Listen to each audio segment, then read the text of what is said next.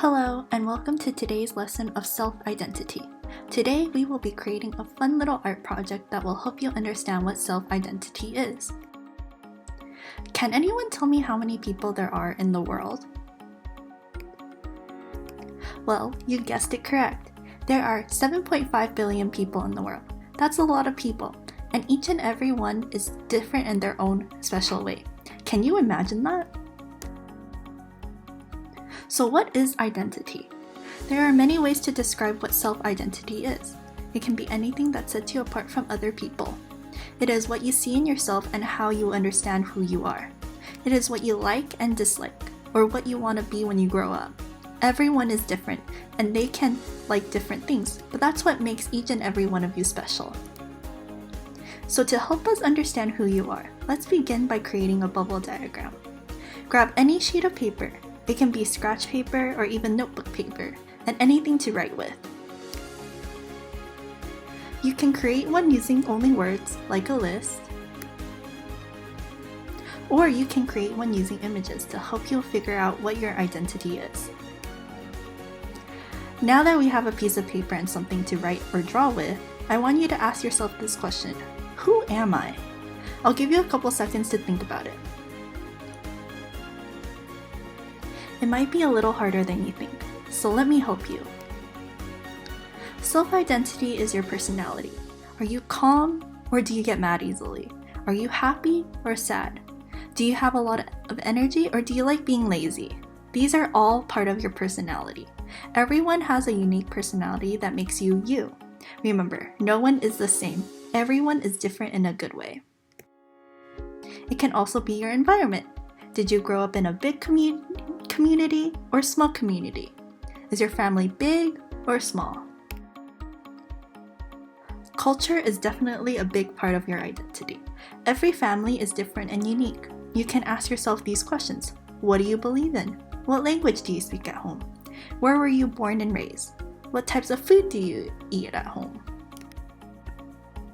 Your interests can tell someone a lot about who you are as a person. It can be what matters to you, like things you find important, or just simply what you like and dislike. It can also be any hobbies or activities that you enjoy doing. Everyone has dreams that they want to reach in the future. Maybe you want to be an astronaut when you grow up, or a painter, who knows? Whether it is to make a lot of money when you grow up or buy a house for your parents, those are still a part of your identity. But wait, there's more. There is so much to you that probably has not been mentioned yet, like what is your favorite food, or what type of shows you like to watch. You can put anything you want in your little bubble diagram, as long as it shows who you are. Now, we are going to create our very own self-identity project. Let me show you the different ways we can showcase self-identity through visual art. These are just a few other student examples. You can see that each project is not the same. All of these show the different ways students see themselves. For example, the student in the middle loves pizza and they want to be happy, while the student on the right seems to really enjoy the arts. Now, drum roll please. Let me introduce you to the Self-Identity Project. Woo! We will be creating a drawing of an eye, but on the inside of the eye, there will be smaller drawings that show your identity. The goal of this is to help yourself understand you better. Let's get started. Let me tell you the materials that you will need.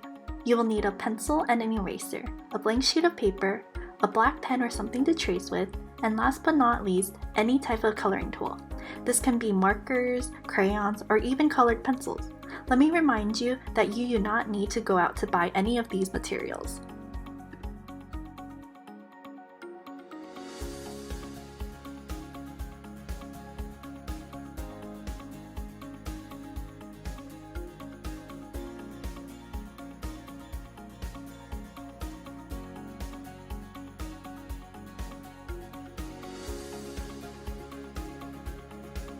Creativity run wild, and really try to channel your individuality.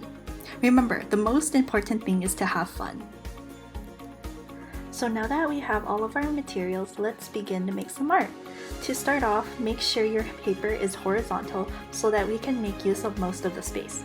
we're going to sketch an eye in the middle of your paper using a pencil. It's okay if you make a mistake, that's what your eraser is there for.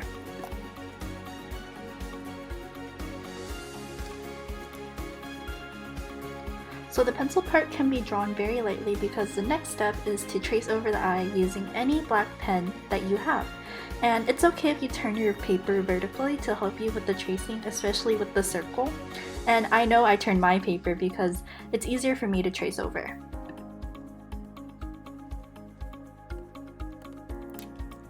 Now that we're done tracing, we're just going to grab our eraser and erase all the light pencil marks that we see so that we have a clean template for us to work with.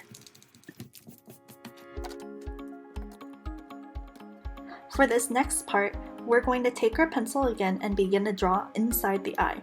This is where the word bubbles that we made earlier come in handy. They will help you decide what you want to draw in the eye. You can add anything from the word bubble inside. They can be your interests, dreams, or anything that you believe that is important to you. So for me, I drew a lot of things that I believe are a big part of my life. There's a paint bucket because I love art, and a house because I want to be an architect in the future. I also drew ice cream, which I really enjoy, a smiley face because I just love smiling, and a heart to stand for my love for my friends and my family. It is up to you as the artist to decide what you want to represent yourself with. Remember, no one knows you better than yourself.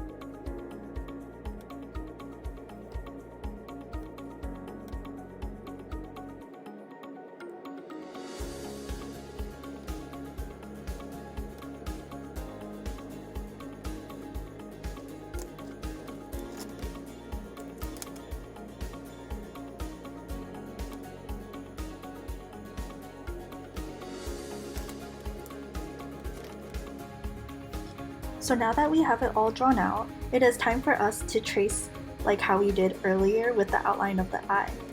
Now what I like about tracing is that you do not have to follow your pencil lines.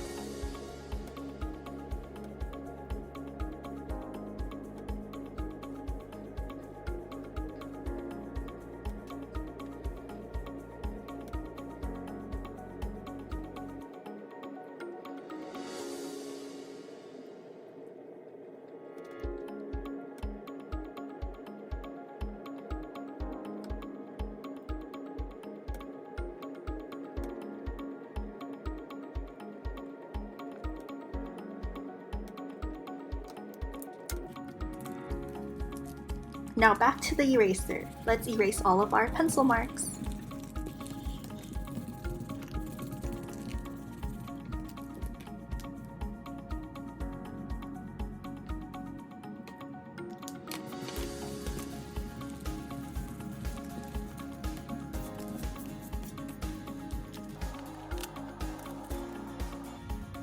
Now here comes the fun part, coloring. You can use whatever you want to color with, like crayons or color pencils, or just whatever you can find or have with you at home. I'm going to use markers because that is what is available to me, and also I really like creating art with markers. Begin to fill in your mini drawings with color.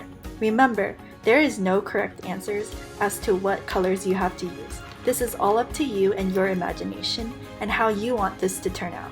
You can even use your favorite colors. Be as wild and creative as you want to be. Have fun with this part.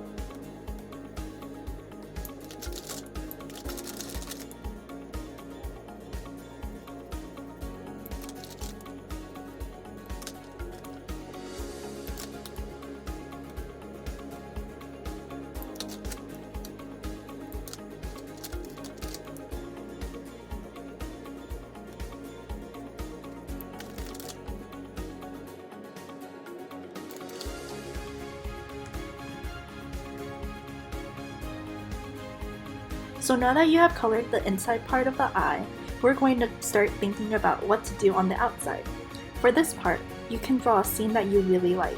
I really love watching clouds in the sky, so I'm going to draw a cloudy sky in the outer part of the eye. Maybe you like gardens or rainy days. You can put that in as well.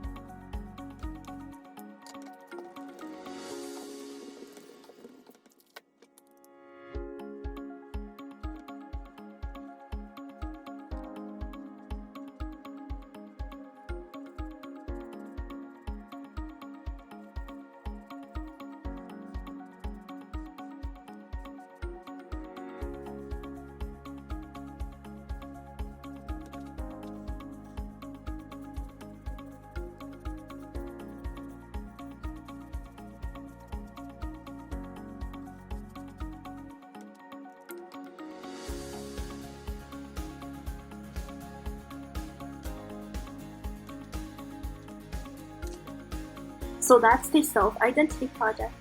I hope you enjoyed creating art with me, and I hope my self-identity project helps you learn more about yourself. The most important part of all of this is to have fun.